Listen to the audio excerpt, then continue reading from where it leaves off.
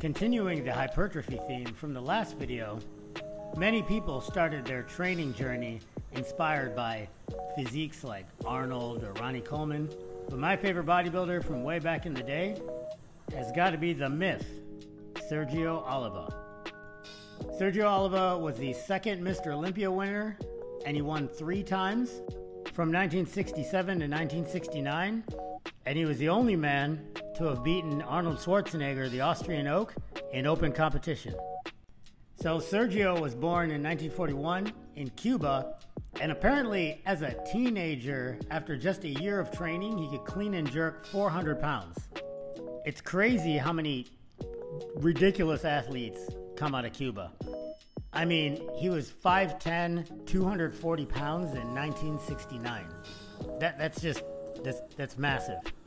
Now, Arnold did eventually go on to beat him in 1970, and that was kind of the start of Arnold's reign as the 7-time Mr. Olympia and the beginning of, his rise to popularity. But in the meantime, Sergio became a police officer in Chicago and continued to bodybuild till 1985. What's cool about Sergio is he was the original power builder. He lifted heavy and he lifted a lot. Kind of like a much higher volume, not quite as strong version of Ronnie before Ronnie. The guy was known for, like many other lifters back in those days, marathon sessions. Like, for instance, I read one account that said a typical workout would be, he'd slap 245 on the bar and do 15 sets of 15 superset with pull-ups. And mind you, this is a 225 to 245 pound guy.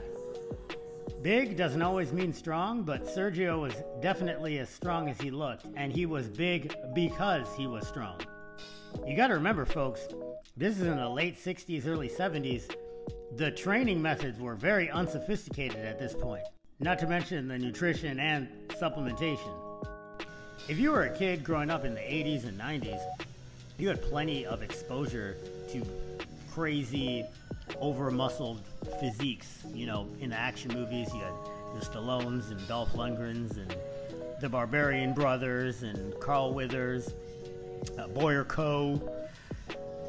But something about Sergio Oliva really stood out to me as I was like, that guy has a very just cool looking physique. Like, he looks like a superhero.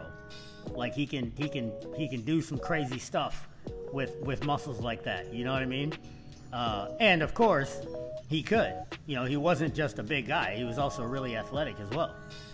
Learning about these OG bodybuilders from the 50s, 60s, and 70s at the beginning of my training history, I never bought into the concept that bodybuilding isn't functional. I mean, you can 100% over-index to just training for hypertrophy, getting as big as possible at the expense of your health, athleticism, and other physical qualities.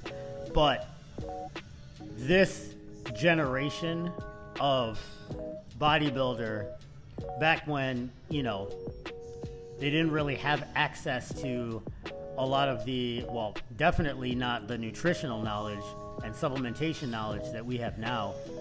Even the drug use was very unsophisticated, but they just trained and ate and saw what their genetics would do. And as you can see, the cream rose to the top. Sergio ended up passing in 2012, and he's survived by his son, Sergio Jr., who has since gone on to become an IFBB pro bodybuilder of some renown himself. And he's also homaged in various anime and manga adaptations under the moniker of Biscuit Oliva, which I think is pretty dope too. Specifically Kengan Ashura and Grappler Baki. So that's it, folks. I wanted to cover the myth, Sergio Oliva, probably my personal favorite bodybuilder. Those forearms, man. I don't think those are in the cards for me with my East African genetics. Put in the comments, who's your favorite bodybuilder? Or who's a strength athlete that you would like me to cover in my history and folklore series? But that's all I got, folks. Thanks for watching.